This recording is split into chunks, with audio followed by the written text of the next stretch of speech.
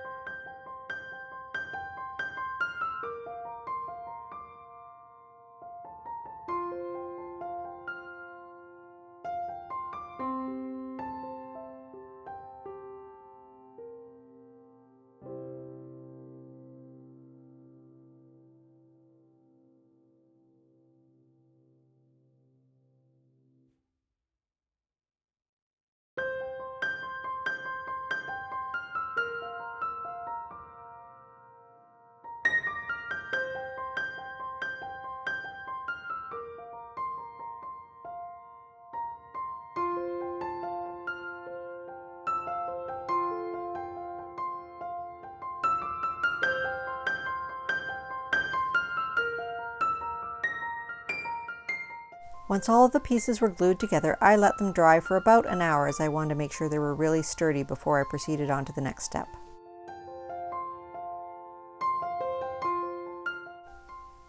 Once the wood piece was completely dry, I used my handy dandy shoe polish from the Dollar Tree and an old rag to stain the sign, and I stained the front and the sides as well.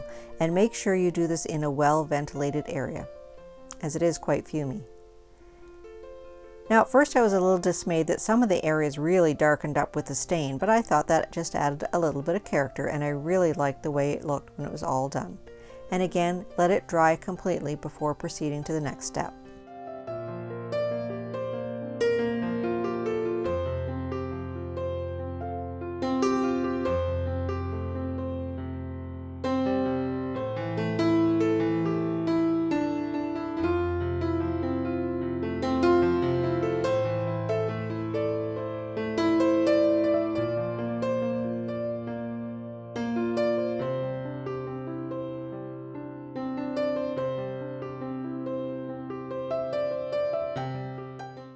Once the stain had dried, I peeled off my thankful sign and positioned it at the bottom.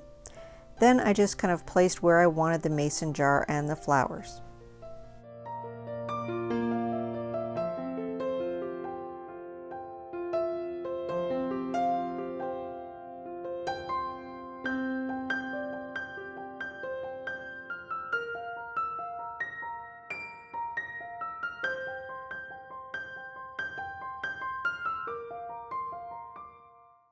Once I had the right position, I took some masking tape and just taped the mason jar template in place.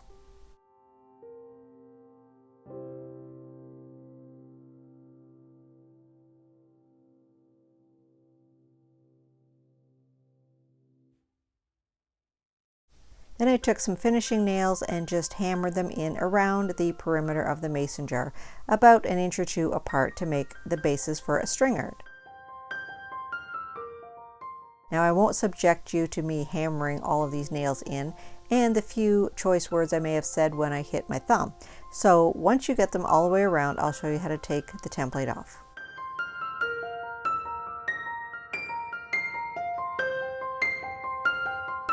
Once you have the nails all the way around, you can just take the tape off and rip the paper, and you will see your template for your string art.